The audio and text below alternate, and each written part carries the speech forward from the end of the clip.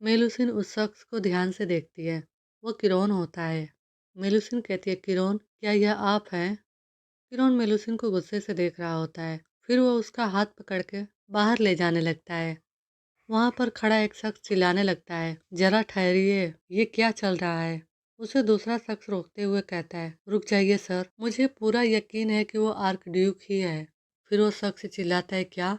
एक lady ester से कह रही होती है। वो अचानक इतना गुस्सा क्यों हो गया है? एस्टर कुछ नहीं बोलती। फिर हम देखते हैं किरोन मेलुसिन को बाग में लाके खड़ा कर देता है और मेलुसिन से कहता है, मैंने तुमसे यही रुकने को कहा था, आप हर बार इसके उल्टा करने पर क्यों जोर देती है? मेलुसिन किरोन से कहती है, मैंने तुम्हें याद किया। मैं यहाँ इसलिए आई क्योंकि मुझे तुम्हारी याद आ रही थी किरोन। किरोन कहता है, क्या यही बात है कि तुम मुझे याद कर रही थी और एक आवारा की तरह कपड़े पहनकर घूम रही थी? वो मेलुसिन का चेहरा ऊपर करके कहता है, क्या तुम चाहती हो कि मैं तुम्हारे साथ एक नाचने वाली जैसा बर्ताव करूं? वो मेलुसिन को किस करता है। मेलुसिन सोचती है, यह बहुत अच्छा है, लेकिन यह काफी नहीं है। किरण मेलुसिन को किस करते हुए कहता है, मेलुसिन, यह आपका आखिरी मौका है, बदतमीजी करना बंद करो और अपने कमरे में वापस जाओ। मेलुसिन यह सुनते ही चौंक जाती है। किरण वहां से जाने लगता है। मेलुसिन उसे रोकते हुए कहती है, मैंने तुम्हें याद किया, क्या तुम मेरे कमरे में दोबारा आओगे? क्या तुम मुझसे मिलना नहीं चाहते किरण? किरण मेलुसिन से कहता है, आपको शायद गलतफहमी हो गई है, आप मेरे लिए खास रूप से इम्पोर्टेंट नहीं है। वो जाते हुए कहता है, अगर आपके मन में मेरे लिए कोई इमोशंस है तो आगे मुझे परेशान न करें, यह सब आपके दिमाग की उपज है। यह कहकर किरण वहां से चला जाता है। मेलुसिन चुपचाप किरण को जाते हुए देखती है। हम देखते हैं मेलुसिन वहां पर उदास खड़ी रहती है। फिर एस्टर आके मेलुसिन से कहती है, इतना सब हंगामा सिर्फ आपको यहाँ लाने के लिए महल के बगीचे में? वो हंसते हुए कहती है, मुझे लगता है कि योर ग्रेस का बचकाना बर्ताव यहीं तक सीमित है। ऐसी कोई बात नहीं है जिसे मैं नजरअंदाज न कर सकूं। मैंने सुना था कि यह आपकी पहली बॉल थी, इसलिए मैंने यह पक्का किया कि यह यादगार रहे, खासकर वह मास्क। और एस्टर अपना मास्क नीचे गिरा देती है। वो मेलुसिन से कहती है, यह नाचने वालियों के द्वारा पहने जाने वाला मास्क है। वे नीच महिलाएं जो पैसों के लिए अपनी मुस्कान बेचती है। उन्होंने आपसे यह भी नहीं पूछा कि आपने यह क्यों पहना है ना? तुम्हें पता है क्यों? क्योंकि वो पहले से ही तुम्हें नीच समझता है। फिर मेलुसिन मुड़कर एस्टर से कहती है, एस्टर, क्या आप मुझसे नफरत करती हैं? एस्टर खामोश उसे देखती है, फिर हंसते हुए कहती है, बिल्कुल नहीं, मैं बस इतना चाहती हूँ कि आप अपनी हद जान लें। क्या आप अब भी योर ग्रेस के बच्चे को जन्म देना चाहती हैं? मेलुसिन कहती है, किरोन का बच्चा, हाँ, मैं ऐसा चाहती हूँ। एस्टर कहती है, ऐसा कभी नहीं होगा, तुम एक खिलौना हो जिसे वह बिना किसी वजह के, बिना किसी नतीजे के छोड़ सकता है। हाँ, उसे आपको सजते संवरते देखना अच्छा लगता है और जब दूसरे लोग तुम्हें परेशान करते हैं तो वो गुस्सा हो जाता है। फिर वो मेलुसिन के पास आके कहती है, लेकिन आखिरकार यही सब कुछ है, कोई भी अपना पूरा जीवन गुड़िया के साथ नहीं बिताता। एस्टर वहाँ से जाने लगती है और कहती है, जब वो तुमसे उब जाएगा तो वह तुम्हें फेंक देगा, ठीक वैसे ही जैसे उसने आज किया। मेलुसिन एस्टर से कहती है, उसने मुझे फेंक दिया? एस्टर कहती है, योर ग्रेस ने आपको बगीचे में किस लिए छोड़ा होगा? आपको छोड़ दिया गया है। ऐसा सुनते ही मेलुसिन रोने लगती है। वो सोचती है, क्या मुझे उसने छोड़ दिया? फिर मेलुसिन को किरोन की बातें याद आती है, जो कुछ देर पहले किरोन उससे कहकर गया था। यह सब तुम्हारे दिमाग की उपज है मेलुसिन, अब और परेशान मत होइए। और मेलुसिन सोचती है, क्या मैंने उसे बहुत ज्यादा परेशान किया? क्या इसी वजह से उसने मुझे छोड़ दिया? छोड़ देना, मैंने यह शब्द पहले सुना है। मेरी वो बहनें जिन्होंने कभी कोई औलाद नहीं पाई, उन्होंने कहा कि उन्हें छोड़ दिया गया था। एक बार जब आपको छोड़ दिया जाता है तो बस बात खत्म, फिर वापस लौटने का कोई रास्ता नहीं। इसका मतलब है कि किरण और मेरा रिश्ता खत्म हो गया है, सब खत्म हो गया। मेलुसिन समुद्र के किनारे चली जाती है। फिर दूसरे सीन में हम देखते हैं किरण पार्टी से बाहर आ रहा होता है। उसे मेलुसिन की कई बातें याद आती है। मैंने तुम्हें याद किया, मैं यहाँ इसलिए आई क्योंकि मुझे तुम्हारी याद आ रही थी किरण। तभी पीछे से एस्टर आके कहती है, आप इस तरह इधर उधर क्यों खड़े हैं योर ग्रेस? क्या आपने कुछ खो दिया है? मुझे खुद भी नजर नहीं आया। किरण पीछे मुड़ के कहता है, मुझे बहुत खुशी है कि आप जैसा कोई मेरे बारे में इतना परेशान है।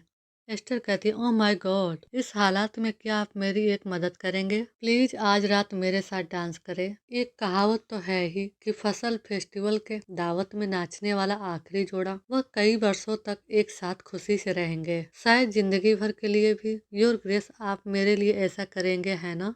किरण चुपचाप खड़ा रहता है, फिर एस्टर से कहता है, आपने ऐसा क्यों किया? आपको इतनी दूर जाने की जरूरत नहीं थी, आप जानती हैं। एस्टर कहती है, मुझे खेद है कि मैं समझ नहीं पा रही हूँ कि आप किस बारे में बात कर रहे हैं, लेकिन मैं आपको यह बता सकती हूँ, तुम्हारे आसपास भिनभिनाती मक्खियों से मुझे कोई लेना देना नहीं है, लेकिन अगर वे जहरीली हो तो उनका सफाया करना ही समझदारी होगी। यही होता है जब आप उस गुड़िया को हथियार दे देते हैं जिसे आप कभी रखने वाले नहीं थे। किरण उदास दिखाई देता है। एस्टर कहती है, योर ग्रेस, क्या आप वाकई में मेरा हाथ नहीं पकड़ेंगे? वो अपना हाथ किरण की तरफ बढ़ाती है। किरण कहता है, आई एम सॉरी, नहीं। और वो एस्टर के पास से जाते हुए कहता है, लगता है मैंने बगीचे में कुछ छोड़ दिया है। एस्टर यह सुनकर चौंक जाती है। एस्टर के हाथ गुस्से से कांपने लगते हैं। फिर वह कहती है, हाँ। हम देखते हैं मेलुसिन समुद्र के किनारे खड़ी रहती है। वह अपनी बहनों की कई बातें याद करती है जो उसकी बहनों ने उससे कहा था। बच्चा होना बहुत मुश्किल होता है, बहुत कम संभावना है कि आप अपने पहले ही कोशिश में कामयाब हो जाए। अगर आप कभी भी खतरे या कठिनाई में हो तो आप किसी भी समय वापस आ सकती हैं। याद रखें, हमारे लिए सबसे खास चीज हमारे बच्चे हैं। फिर मेलुसिन एस्टर के बारे में सोचती है। एस्टर ने कहा, अगर मेरा बच्चा हुआ तो किरण हम सबको मार डालेगा। भले ही तुम उसके बच्चे को जन्म दो, आप और बच्चा दोनों ही और ग्रेस के हाथों मारे जाएंगे। मेलुसिन कहती है, इस हालात में बच्चे की भलाई के लिए मेरे लिए एक और सेरेनहाइट ढूंढना ही सबसे अच्छा होगा। मुझे फिलहाल अपनी बहनों के पास वापस जाना चाहिए। और वो समुद्र में जाने लगती है। अगर वे मुझसे पूछे कि मैं इतने टाइम तक कहाँ थी, मैं उन्हें बस इतना बता दूंगी कि मैं मछली पकड़ने के जाल में फंस गई थी और मैं बाल बाल बची थी। मैं उन्हें किरण के बारे में भी बताऊंगी। मैं उनसे कहूंगी कि मैंने उसे गलती से ऐसा इंसान समझ लिया था जो मुझसे प्यार करेगा। असल में वो मेरा सच्चा सेरेनहाइड नहीं था। और वो उदास हो जाती है। तभी मेलुसिन को घोड़े की हिनहिनाहट की आवाज सुनाई देती है। वो मुड़कर देखती है। तभी किरण मेलुसिन का हाथ पकड़ लेता है। वो मेलुसिन से कहता है, यह कमरा कब से तुम्हारा हो गया?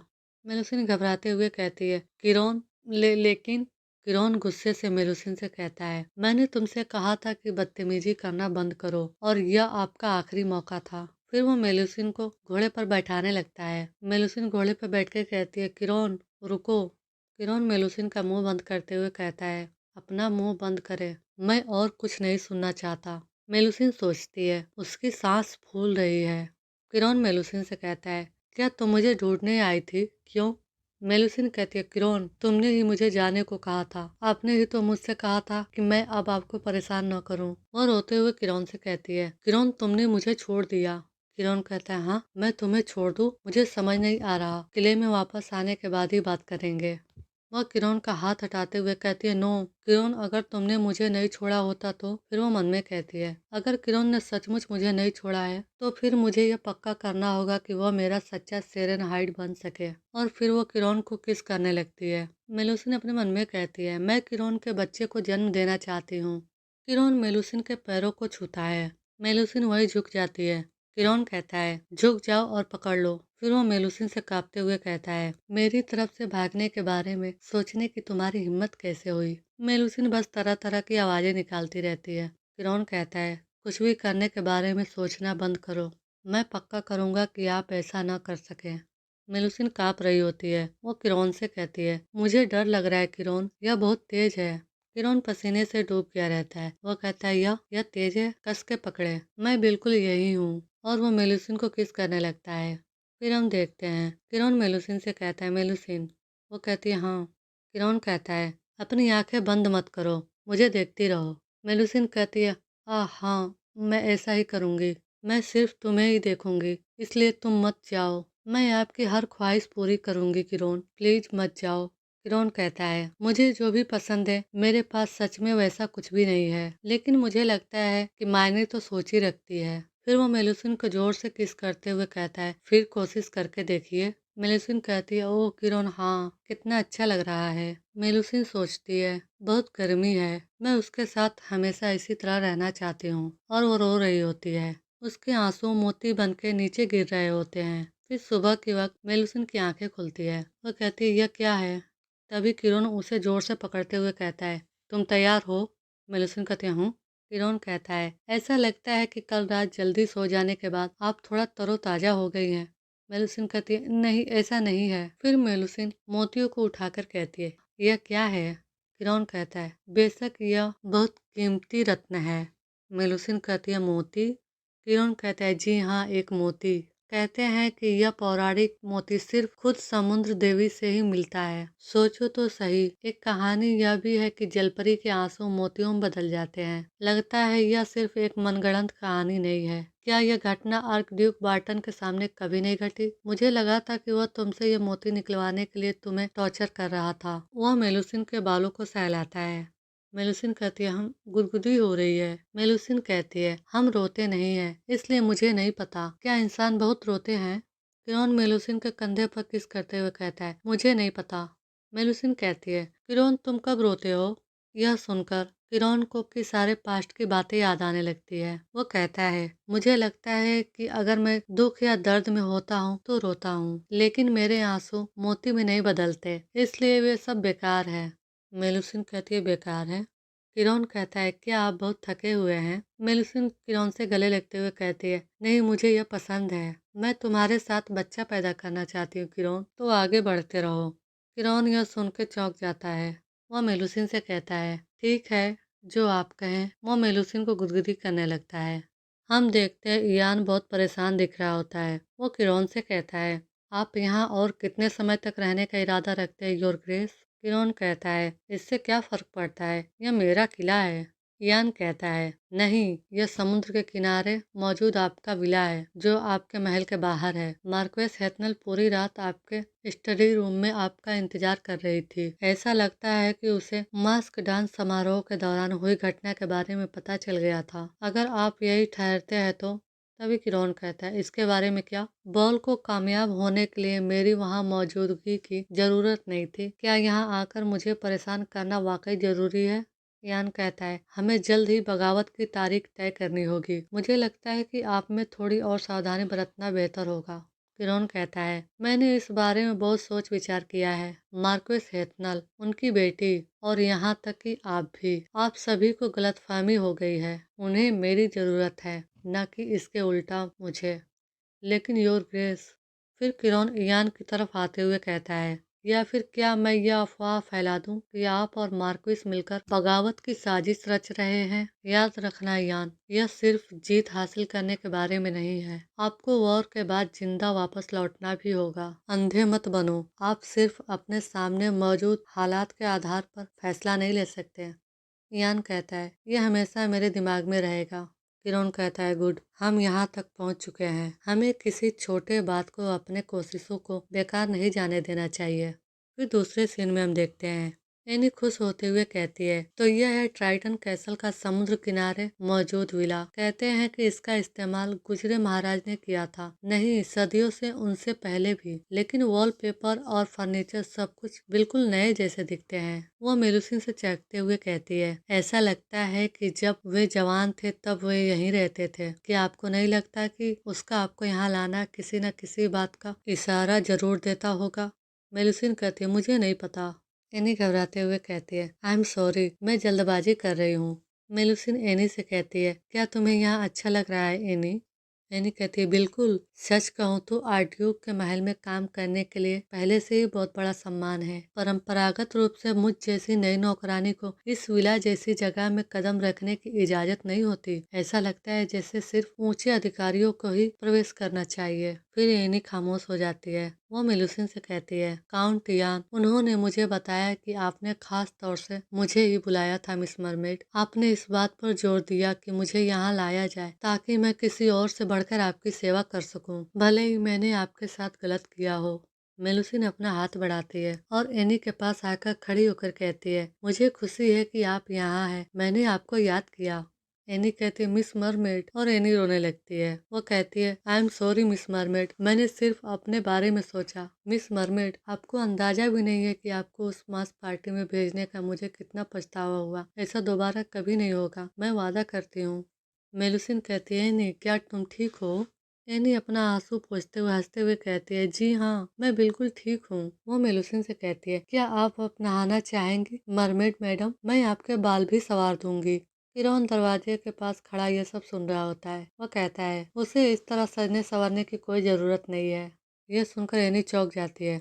मेलुसिन किरण को देखकर खुश हो जाती है। वो कहती है, किरण, और वो दौड़ते हुए किरण से जाके लिपट जाती है। वो कहती है, मुझे आपकी याद आई किरण। किरण कहता है, मेलुसिन। वो मेलुसिन को गोद में उठाते हुए कहता है, क्या आप आज अच्छी बच्ची रही हो? मेलुसिन कहती, अरे यह तो बहुत ऊंचा है, मुझे नीचे उतारो, जल्दी करो। उधर एनी वहां से जाते हुए कहती है, तो अब मैं चलती हूँ। और खुश होते हुए सोचती है, आज नहाने के पानी में फूलों की पंखुड़ियाँ डालना अच्छा हुआ। किरण मेलुसिन के पैर को उठाकर देखता है और कहता है, पानी में होने के बावजूद भी आपके पैर वापस आपकी पूंछ में नहीं बदल रहे हैं? क्या आपकी पूंछ सिर्फ समुद्र में होने पर ही वापस आती है? मेलुसिन कहती है, यह अलग पानी में नहीं निकलता। किरण मेलुसिन को किस करते हुए कहता है, अच्छा, जब तक तुम समुद्र से दूर रहोगे तब तक तुम मुझसे दूर नहीं जा सकते। और वो मेलुसिन को किस करता है। किरण कहता है, तुम ऐसे बर्ताव कर रहे थे जैसे तुम्हें यही चाहिए था। मेलुसिन किरण को हटाते हुए कहती है, लेकिन मेरे पैरों और शरीर में बहुत दर्द हो रहा है। किरण कहता है, और ये सब मेरी ही गलती है ना? मेलुसिन कहती है, बेशक इसकी वजह यही है। किरण मेलुसिन को किस करता है, कहता है, तो फिर इसके बारे में क्या करना चाहिए? क्या मुझे आपसे माफी मांगनी चाहिए? मेलुसिन किरण को देखकर सोचती है, किरण बहुत खूबसूरत है, मैं यह सब और अधिक न चाहने के बारे में झूठ भी नहीं बोल सकती। मेलुसिन को शर्म आ रही होती है। किरण कहता है, बरसेउज, अगर तुम मुझे बरसेउज गाकर सुनाओगी तो मैं वादा करता हूँ कि मैं तुम्हारे साथ कुछ नहीं करूँगा। मेलुसिन कहती है, यहाँ? किरण कहता है, हाँ यहाँ। फिर मेलुसिन बरसेउज गाना शुरू करती है। किरण यह सुन रहा होता है। तभी मेलुसिन को खांसी आ जाती है। किरण कहता है, ये क्या है? मेलुसिन कहती है, किरण, यहाँ अजीब सी गंध आ रही है, जलन हो रही है। किरण कहता है, ओह, आग की वजह से। मेलुसिन कहती है, आग? फिर मेलुसिन को याद आता है, मुझे वो शब्द पता है, एनी ने मुझे सिखाया था। उसने कहा कि यह वाकई खतरनाक है और अगर मैं इसके करीब जाऊं तो मुझे चोट लग सकती है। किरण मेलुसिन को बताता है, जब लगभग मैं 5 साल का था तब यह विला लगभग जलकर राख हो गया था। ऐसा लगता है कि आपको अभी भी किसी तरह उसकी गंध आ रही है। मेलुसिन यह सुनते ही किरण को छूते हुए कहती है, जल गए? क्या तुम खतरे में थे किरण? क्या आपको चोट लगी? आप कहाँ थे? किरण चुपचाप उसे देखता है, फिर कहता है, और कहा, मैं यही था, इसी कमरे में।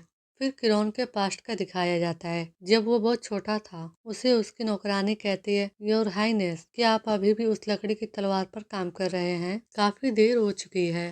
किरण खुश होते हुए कहता है, लेकिन अब मेरा एक छोटा भाई है, मैं उसे एक उपहार देना चाहता हूँ। वह मेट किरण से कहती है, वो मजेस्टी के बेटे हैं, आपके बड़े भाई का बेटा आपका भतीजा है।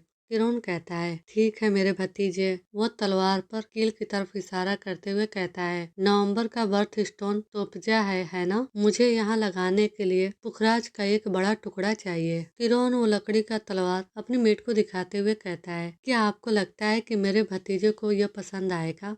वह मेट कहती है, बिल्कुल, यह एक शानदार तलवार है। फिर किरण उदास हो जाता है। वह कहता है, मुझे उम्मीद है कि मेरे बड़े भाई को भी यह पसंद आएगा। तभी वहाँ कोई चिल्लाते हुए आता है, योर हाइनेस, योर हाइनेस, आपको तुरंत खाली करना होगा, आग लगी है, पूरा विला जल रहा है। आज का एपिसोड यही खत्म होता है। वीडियो को लाइक करना न भूलें। मिलते हैं अगले एपिसोड में।